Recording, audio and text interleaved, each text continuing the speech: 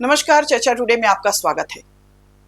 क्या राजद ने वीआईपी के नेता मुकेश सहनी से किनारा करने का मन बना लिया है? ऐसी चर्चा इसलिए मैं कर रही हूं क्योंकि मुकेश सहनी द्वारा बार बार डिप्टी सीएम का पद मांगा जा रहा है और उसको लेकर राजद में नाराजगी देखी जा रही है। ऐसे में क्या होगा वीआईपी का भविष्य? क्या राजद उसको अपने साथ रखेगा या फिर वीआईपी को कोई और नाव पर बैठना पड़ेगा? आज हमारी चर्चा इसी पर होगी। हमारे साथ मौजूद हैं वरिष्ठ पत्रकार और विश्लेषक खालिद रशीद जी। खालिद जी, स्वागत है आपका। धन्यवाद आपका। अभी हाल के समय में, या यूं कह लीजिए कि तुरंत ही, आरजेडी की तरफ से कुछ बयान ऐसे आए हैं जो कि लोग कह रहे हैं कि ऐसा इशारा किया है आरजेडी ने कि वो मुकेश सहनी से किनारा कर सकती है। क्या है वो बयान और आप इसको किस दृष्टि से देखते हैं? जो लेटेस्ट बयान की चर्चा आप कर रही हैं, आप शायद उसकी तरफ संकेत कर रही हैं। अब्दुल बारी सिद्दीकी जो आरजेडी के प्रधान महासचिव हैं, उन्होंने मोतिहारी की सभा में कहा कि भाई उप मुख्यमंत्री कौन होगा इस विषय पर कोई चर्चा नहीं हुई है ना। तो महागठबंधन के अंदर ये चर्चा नहीं हुई है। तो ये इतना कहना काफी था कि लोगों ने उसको बना लिया, मुकेश सहनी से जोड़ दिया। मुकेश सहनी क्यों? कि मुकेश सहनी तो खुले तौर पे कई मंचों पर कह चुके हैं, तेजस्वी यादव की उपस्थिति में कह चुके हैं, सभा में कह चुके हैं, अपनी तमाम सभाओं में कह चुके हैं कि तेजस्वी यादव मुख्यमंत्री, महागठबंधन की सरकार बनेगी। यहाँ तक तो बात ठीक है, तेजस्वी यादव मुख्यमंत्री बनेंगे, यहाँ तक भी बात ठीक हो सकती है। हालांकि अभी स्पष्ट तौर पे महागठबंधन के कोई भी व्यक्ति ये बात नहीं बोलते हैं, है ना। लेकिन जो तीसरी बात उन्होंने कही है हर जगह पे, वो ये कि उप मुख्यमंत्री, है ना, अति पिछड़ा वर्ग का सन ऑफ मल्ला होगा। सन ऑफ मल्ला मतलब वो खुद को कहते हैं, सन ऑफ मल्ला खुद को कहते हैं। तो ये कई मौकों पे वो कह चुके हैं। तो मुकेश सहनी को लेकर जो मेरी अपनी राय है, मेरा जो अपना आकलन है, तो चेहरा तो वही है, ये स्थायी है। मुकेश सहनी का चेहरा जो है स्थायी है, मुकेश सहनी का चरित्र वो भी स्थायी है ना। जो चरित्र है वो तो उनके पास है, लेकिन जो उनकी चाल है वो स्थायी नहीं है। वो स्थायी नहीं है, वो कभी भी बदल सकती है। तो हम लोगों ने 2014 में जो इनकी डायरेक्ट एंट्री हुई है ना, पैराट्रूप हुए थे एक तरह से उस समय, उसके बाद से हम लोग जो आकलन करते रहे, देखते रहे हैं। हालांकि उनकी लोकप्रियता बढ़ी है, उन्होंने अपना एक्सेप्टेंस बढ़ाया अक्रॉस द गठबंधन, अक्रॉस द पार्टी, सभी पार्टियों के साथ उन्होंने एडजस्टमेंट एक तरह से कर लिया है। एनडीए में भी बहुत समय तक रहे, है ना। और जब उनको एनडीए से उनकी जो आकांक्षा है, अपेक्षा है, पूरी नहीं हुई, तो उन्होंने दूसरी तरफ का रुख किया, फिर वो इधर से उधर गए। तो ये उनके साथ चलता रहता है। तो उनकी चाल जो है वो बदलती रहती है।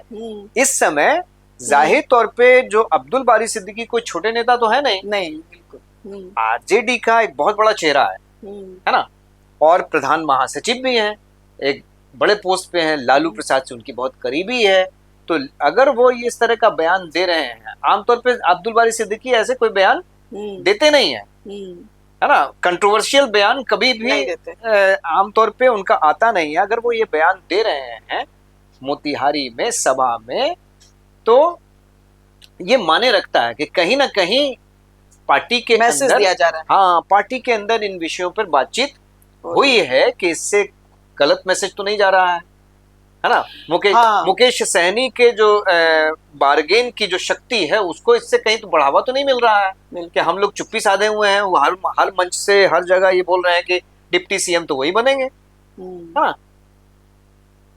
तो ये कहीं बैकफायर न करे। मुझे लगता है कि गठबंधन की पार्टियों के अंदर इस विषय पर चर्चा हुई होगी, और अगर गठबंधन में चर्चा नहीं हुई होगी तो कम से कम आरजेडी में जरूर ये चर्चा हुई होगी कि इसके बारे में बोला जाए। क्योंकि मुकेश सहनी के बारे में कमेंट करने का मतलब ही है कि ऊपर से ग्रीन सिग्नल मिल चुका है। क्योंकि कितने करीब वो रहे हैं मुकेश सहनी तेजस्वी यादव के, ये सभी हम लोगों ने देखा है ना, कि पिछले चुनावों में, लोकसभा चुनाव के दौरान एक साथ ही हेलीकॉप्टर शेयर करते थे, और कोई भी सभा ऐसी कम से कम नहीं रही होगी जहां पे ये साथ साथ ना दिखे हों, है ना।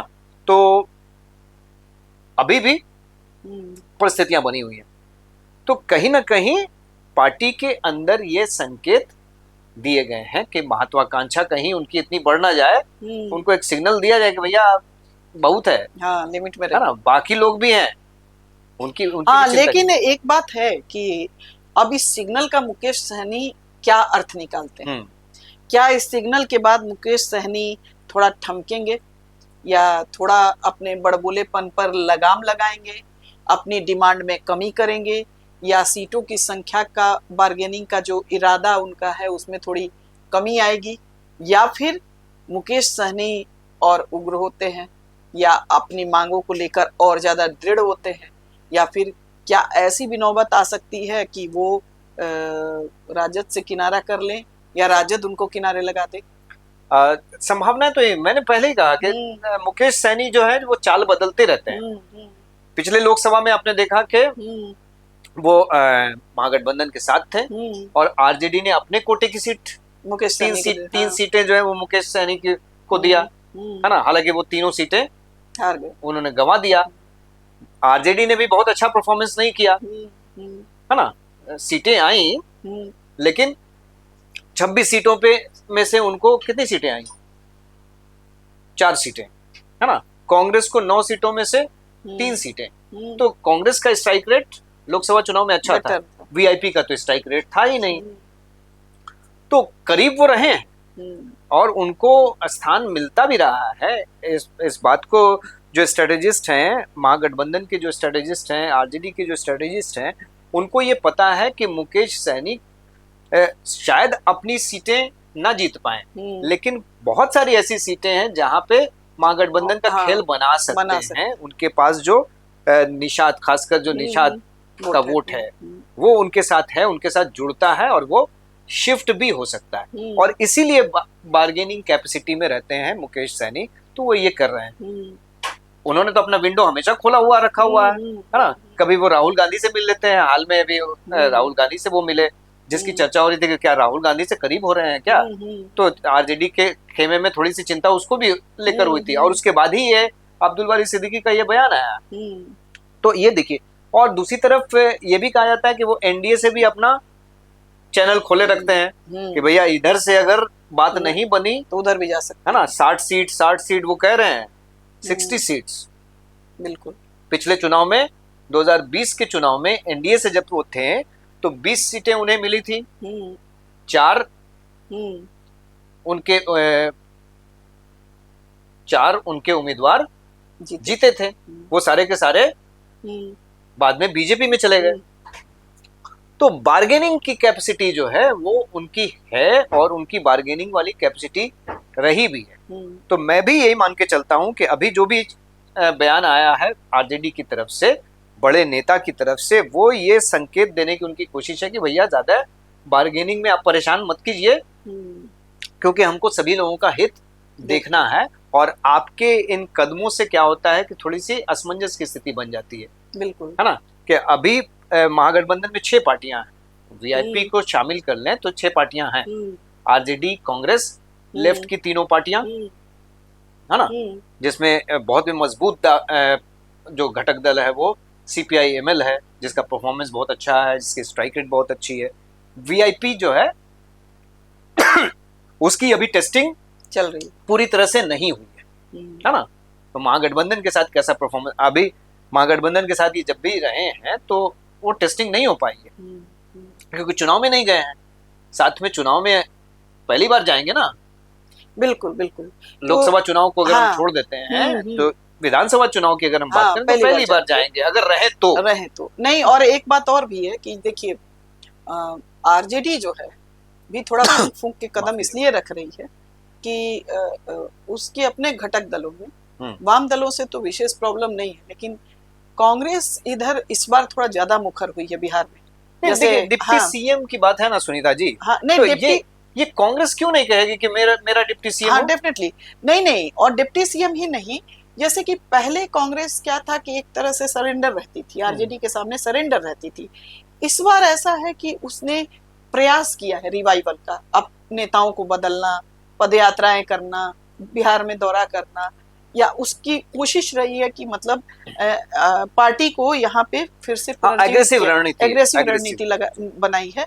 और ऐसे में मुकेश सहनी का कांग्रेस से मिलना तो थोड़ा सा एक आरजेडी को भी नागवार गुजरा होगा, मतलब एक अनुमान हम लगा रहे हैं, हो सकता है कि जो भी हो, तो क्योंकि एक सतर्कता कांग्रेस बरत रही है। देखिए कांग्रेस के बड़े लीडर जो है, पप्पू यादव है, चाहे जो कन्हैया कुमार अभी राइजिंग है, तो थोड़ा आरजेडी परहेज करती है, उनसे दूरी बना के रखती है।